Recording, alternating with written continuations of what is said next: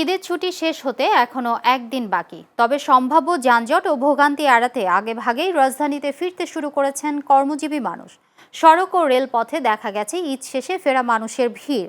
যাত্রীরা বলছেন নির্বিঘ্নে ঢাকায় পৌঁছাতে ছুটি শেষ দিনের অপেক্ষা না করে একদিন আগেই ফিরছেন তারা। মারুফ হোসেনকে সাথে নিয়ে রিপোর্ট করছেন শফিক আহমেদ। প্রিয়জনদের সঙ্গে ঈদ আনন্দ ভাগাভাগি করে এবার আগেভাগেই ঢাকায় ফিরতে শুরু করেছেন নগরবাসী।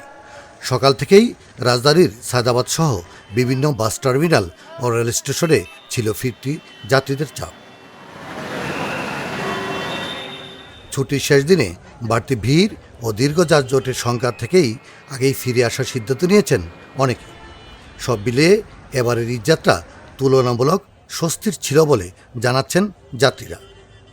ঈদ কাটিয়ে আমরা ঢাকায় আসছিলাম, তবে এরকম কোনো রাস্তাঘাটে এরকম কোনো ভোগান্তি নাই। সব দিক দিয়ে আলহামদুলিল্লাহ অনেকটা ফাঁকা, অনেক ভালো হয়েছে। এবছরের যাতায়াতে তেমন কোনো যানজট ছিল না এবং খুবই সুন্দরভাবে বাড়িতে এসে পৌঁছতে পারছে। বরিশালের থেকে আসছে, কোনো ভোগান্তি হয় না। এবার সুস্থভাবে গাড়ি ঘুরে চলাচল করছে। ছুটিতে মানুষ অনায়াসে বিনা দ্বিধায় সুন্দর এবং স্বাভাবিকভাবে দেশে গেছে এবং আসতে শুরু করছে।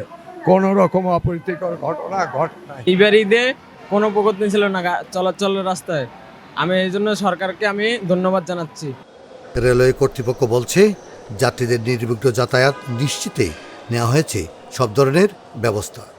আমরা আমাদের যাত্রীদের সুন্দরভাবে নিরাপদভাবে যাতায়াতের যে ব্যবস্থা করেছি, আমাদের রেলওয়ে কর্তৃপক্ষ, বিশেষ করে আমাদের বিভাগীয় ব্যবস্থাপক মহোদয় নিবিড় পর্যবেক্ষণে আমাদের জিআরপি, আরএনবি এবং আমাদের র্যাব সহ বিভিন্ন আইন শৃঙ্খলা রক্ষাকারী বাহিনীর মাধ্যমে আমরা আমাদের যাত্রীদেরকে নির্বিঘ্নে আমরা বাড়ি পৌঁছাতে সক্ষম হয়েছি।